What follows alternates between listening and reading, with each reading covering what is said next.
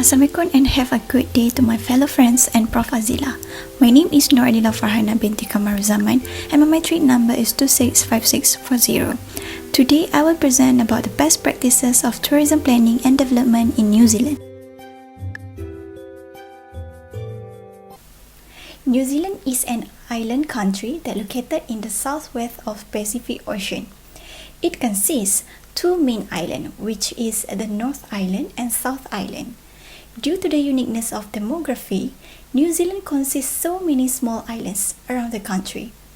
One of the famous islands is Stewart's Island. You will find variety of awesome landscape in New Zealand such as the geothermal areas, hot springs, beaches, mountains, and glaciers.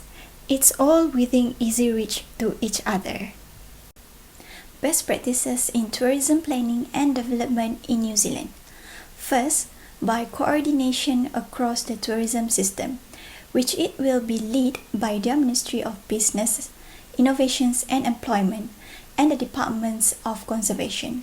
They will lead the approach to coordinate the tourism effort. Their aims is to improve the tourism outcomes by taking an all-of-government approach to the tourism system and seek opportunities to engage and coordinate with other industry, business, and also communities.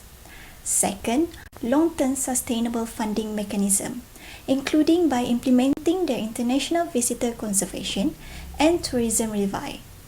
Plus, it's also implementing the Strategic Investment Plan, identifies and responding to the tourism-related action. Through implementing this method, they can increase the funding and evaluate the options, have more strategic revenue and pricing decision. Third, destination management and planning. By working together with the local government and other regional stakeholders, they will decide what kind of approach to use when they need to decide how they want to plan, manage, market, and develop their destinations to outsiders. In the short term, government will identify what is their priority and work directly to develop the guidelines to be shared with other regions. Fourth, better data and insight, including by implementing the approach by the governments, identifying future trends of tourism that could impact on the tourism system, coordinate and share data, also insight to support the industry. Next, current issues or situation. Day by day, the tourism industry continues to grow and expanding. This factor driven by the risings of the middle class prosperity, low fuel prices, and also because the increasing in the aviation capacity fueled by new entrants and many more efficient airplanes. New Zealand tourism sector has experienced exceptional growth over the last 4 years. Over the next 4 years, their strategy plans for a further 500,000 more visitors, increasingly from China. The positive shift in outlook presents significant opportunities as well as challenges for their industry. Next, challenges. First, infrastructure and economic development.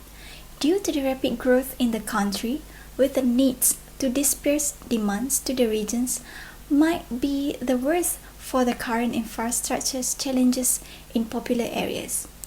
Even though the infrastructure development is outside their power, Tourism New Zealand will continue to take action to informing development through market insight.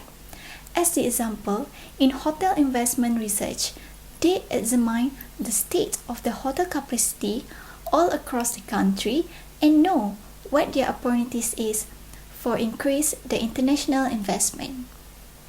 Second, competing globally. As we know, the world is becoming more globalized and more connected.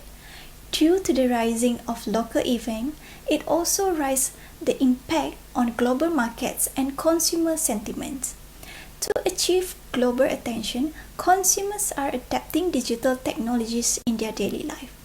This will impact the traditional industries, intensifying competition by brands that vying for the consumer attentions and rising the expectations of the global consumer. Third, making the most of cruise with the increasing arrivals and spend present exciting opportunities. It has been the strong growth in international tourism spending. With the increasing demands for tourism products, Tourism New Zealand has identified a few roles that can play in providing market insights to New Zealand tourism sectors, especially in particular regions with opportunity to grow visitors. Fourth, keeping Kiwis on board. The 100% Pure New Zealand campaign is globally recognized and can be seen as the source of national pride for them. But due to the rapid growth issue, such as Freedom Campaign and visiting drivers, will affect the New Zealanders' perception. Tourism New Zealand will continue the program and monitor the industry's social license to operate and make sure that the measures are taken to sustain and also enhance the experience of both between visitors and Kiwis. Recommendation. First, Carbon Neutral Government Program. It is being set up to accelerate with the reductions of emission within the public sector. Through this approach, government will join the businesses and communities leading the way to reduce their emissions as transitions to a low emissions economy. As example, Prime Minister of Malaysia during his speech on 12th Malaysia Plan, he said Malaysia committed to becoming carbon neutral nations by 2050. Through his speech, he said the efforts to accelerate the growth of green economy, boost energy sustainability and transform the water sectors must be remain at the core of the country's socio-economic development. Second, partnership, committed to working with supporting organization and initiative to make sure that tourism give back more than it takes to people, communities and also the environment. For example, the Habitat Foundations and Society for Conservation Biology Malaysian chapter partner with the Ministry of Energy and Natural Resources and the Forestry Department of Peninsular Malaysia in organizing the Greening Malaysia 100 Million Trees campaign webinar series. By working together, we can make sure the visitors can enjoy and look after the natural beauty of Malaysia.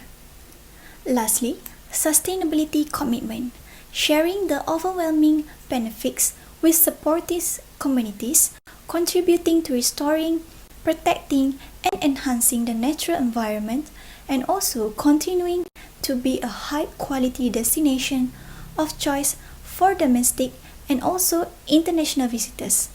As example, Ecotourism and Conservation Society Malaysia President said it is high time to focus on building sustainable travel and ecotourism as people are fixed on going to beaches and islands to find peace of mind, and there is always room to improve in sustainable tourism where travel requires ongoing practices and that the enforcement of sustainability policies should be supported by all key stakeholders as a collective responsibilities.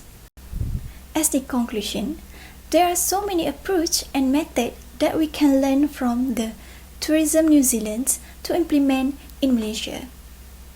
To make sure the tourism enrich our home and give back more than it takes, we have to spread the benefits of international tourism across the country and across the year. Due to the global COVID-19 pandemic outbreak, we were asked to help and support domestic tourism.